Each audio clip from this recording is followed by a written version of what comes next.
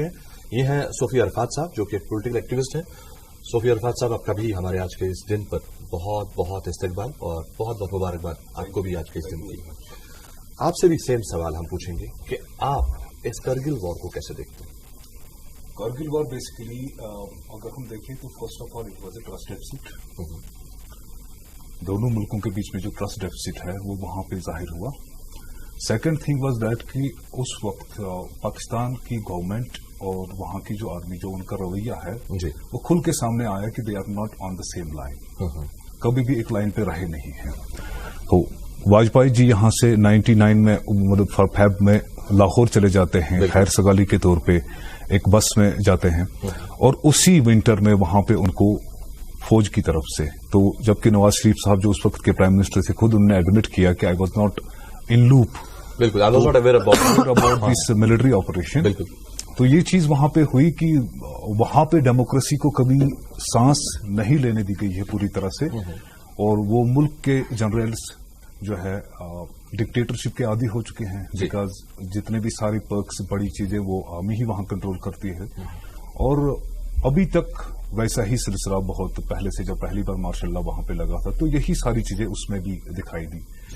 तो सेकंड, यहां से पॉलिटिकल और लोगों का भी प्रेशर था, क्योंकि हर एक स्टेट में कॉफिन्स पहुंचने शुरू हो गए। बिल्कुल, हालांकि उनके यहाँ भी वहां वो चीज थी, उनकी 22 NLI नॉर्दर्न लाइट इन्फेंट्री पूरी तरह से वो साफी हो गई, 2200 के करीब उनकी कैजुअलिटीज, और यहाँ की हमारी ऑफिशियल कैजुअलिटीज करीब 624 ऐसा है। तो मतलब ये हमारे जवान मरे, इंसान मरे। जी बिल्कुल। इसमें सबसे बड़ा इंपॉर्टेंट ये चीज है कि अगर ये फ्लैश पॉइंट पे लाना था उन लोगों को, तो there were diplomatic ways always जी। और दूसरा उसमें ये चीज हुई कि हालांकि स्ट्रेटेजिकली पाकिस्तान का अपर हैंड था पहली बार जब उन्होंने अटैक किया, और उससे हम पे दो चीजें वहां पे जाहिर हो गई। एक वो इंटरनेशनल रिलेशंस को उन्होंने बहुत ही डिमीन किया, अंडर एस्टिमेट किया जी। और दूसरा हमारी तरफ से स्ट्रेटेजिकली जो कारगिल का या जो लेह का जो हमारा नेशनल हाईवे है उसकी वर्नरेबिलिटी को जाहिर किया। और ये चीज हमें आज समझनी चाहिए कि वहां की जो अवाम है जी, उनके लिए वो रास्ता कितना इंपॉर्टेंट है, जिसपे कभी भी दोबारा भी ये मिसएडवेंचर हो सकता है। तो गवर्नमेंट ऑफ इंडिया को instead of expanding on military and other things, infrastructure building अगर हुई होती, टनल्स बने हुई होती, ये वल्नरेबिलिटी वहां पे ही खत्म हो जाती। और जाहिर सी बात है वहां के अवाम को भी इस तरीके का सफर करना पड़ता।